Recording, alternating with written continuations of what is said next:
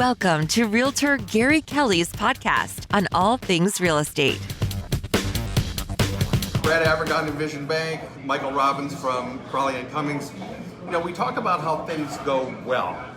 Okay, we talk about you get the loan pre-approved, we get an offer, we send it over to legal, and then, 30, 45 days later we're closing. Doesn't always work that way. So what happens when you're in a situation where you have a purchase and sale that's either signed or on the way, and then all of a sudden the fly in the ointment, in this case, the loan officer says, I got a problem. How do you guys work together in those cases? I would say it's all about communication. Nobody likes to deliver bad news. And my feeling is if you do enough homework up front, rarely do you have bad news. But on those few occasions, you can't duck it. You really have to take it head on. You owe it to your client, you owe it to the team, so that everybody is on the same page and everybody understands. Again, looking out for the client's best interest. If there's something that's going to go wrong, at least we want to protect the client's deposit. We don't want to let something go beyond a mortgage financing contingency date. If there's a condition on a file that the client can't meet, it's important that we discuss that ahead of time before that date hits, so that we can protect the client at all costs. And that's really what's important. But that communication, so everybody knows what's happening and there's a clear understanding. How about Mr. Legal having bad news to deliver? It's the thing you want to get out first. So usually the issues that I'll have relate to the title, so the ownership of the property. There's an issue, and if my examiner flags an issue or I see an issue in that title report is going to be out within 5 minutes, because I want to get that bad news out there so people can start reacting and working on solutions. I really feel like problems are where I can shine.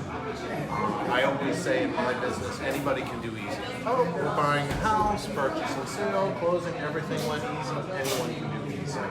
When things get tough, I'm able to roll my sleeves up, get to work. I've got almost 20 years of conveyancing experience. Been there, done that, and I'm able to really try to get that issue resolved. See, that's where I like to think, you said earlier that you're a control freak. You may have a little bit of that going on as well, and I know I do. Sue's back there madly agreeing. Yes. The thing is this, you want things to come together, and for me, when there's a problem, it's a time to shine, it's a time to leverage the resources to help move that process forward. But Gary, about the control freak, you know how many agents I deal with, they get that listing, they're gone. I don't hear from them, they get that purchase and sale sign, they're done. They're off to their next deal, and I'll literally be at the closing and be like, where's this? What's going on with that? Where's this? I actually was accused by a loan officer once of staying too much in hand and helping my clients too much, and I kind of found that odd. I had two observations. That loan officer's company often drove some of that reaction, to be honest, because I had to follow up on stuff because it didn't seem they were. And the other thing is, I want my buyers, especially if they're first time, and even if someone that they don't buy every day, part of our job is to help them understand what they have to do and be there on time and bring your driver's license to the club. All of that stuff, part of our job in my mind. So you got to make it happen. And you also need to know where the loan is in its process. Buyers, there's a gap period from the time they sign that offer to the time they get to that closing table, and they want to know what's going on. I gave you my stuff, I gave you my documents, I gave you my W-2s. What's happening? This is what's happening. We're getting the title work back to make sure that the title is clean on the property that you're buying. You're not inheriting somebody else's problem.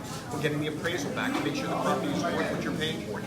And that takes time. We want to make sure we do a good job, and we're going to share some of that information with you as it becomes available. So I think that's really important. So at any given time, if you get that call from the buyer or you reach out and say, hey, this is where you are. This is how close we are. This is the next thing. So I want to thank you both for coming to the show today, coming here to La La Java in Northborough.